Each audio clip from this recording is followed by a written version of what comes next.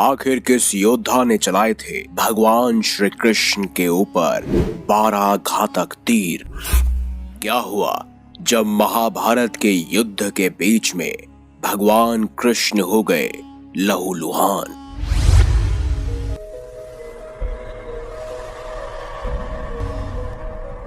तो चलिए अब करते हैं ज्ञान की बात। वीडियो में आगे बढ़ने से पहले चैनल को सब्सक्राइब अवश्य करें और बेल आइकन जरूर दबाएं। कहा जाता है कि महाभारत के युद्ध में भगवान श्री कृष्ण ने अर्जुन और दुर्योधन को 2 विकल्प दिए थे। एक, या तो वो भगवान कृष्ण जो कि निहत्थे होंगे उनको चुने, या फिर भगवान श्री कृष्ण की नारायणी सेना को चुने जो कभी नहीं हारी थी। दुर्योधन ने नारायणी सेना को चुना और अर्जुन ने स्वयं भगवान कृष्ण को। अब ऐसे में सवाल उठता है कि भगवान श्री कृष्ण तो निहत्थे लड़ने वाले थे, तो फिर आखिर वो कौन योद्धा था जिसने स्वयं भगवान कृष्ण पर 12 तीर चलाए थे, यानी 12 घातक बाण छोड़े थे? तो आपको बता दे वो कोई और नहीं बल्कि स्वयं सूर्यपुत्र कर्ण थे।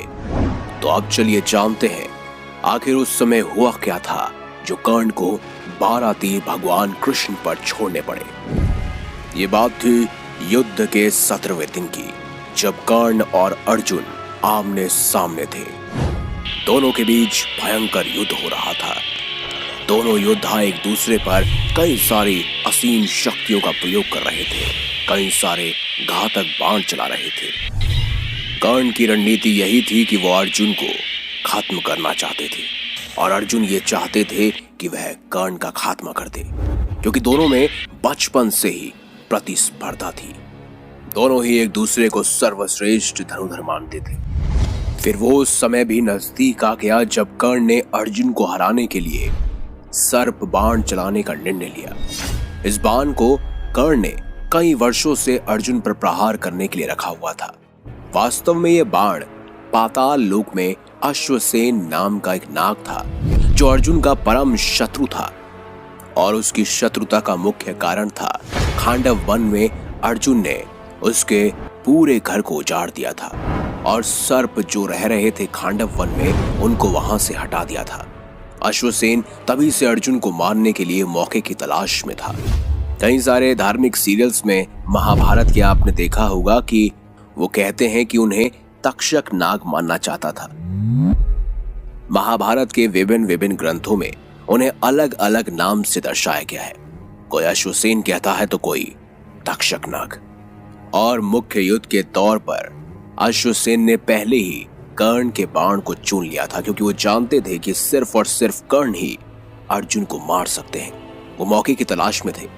कर्ण को सर्प बाण का प्रयोग करते देख अश्वसेन खुद उनके बाण पर जाकर विराजित हो गए। कर्ण ने अर्जुन पर तीर का निशाना चलाया। अर्जुन बाण का रूप धारण किए नाग को पहचान नहीं पाए, जबकि अर्जुन का रथ चला रहे उनके सारथी भगवान धरती पर जा गिरा। इस तरह भगवान श्री कृष्ण ने अर्जुन को बचा लिया। अर्जुन और भगवान श्री कृष्ण रथ के धसे पहिए निकालने के लिए नीचे उतरे। तभी मौका देखकर कर्ण ने अर्जुन पर वार करना शुरू कर दिया, और तभी अर्जुन की ढाल कोई और नहीं बल्कि स्वयं भगवान श्री कृष्ण बने।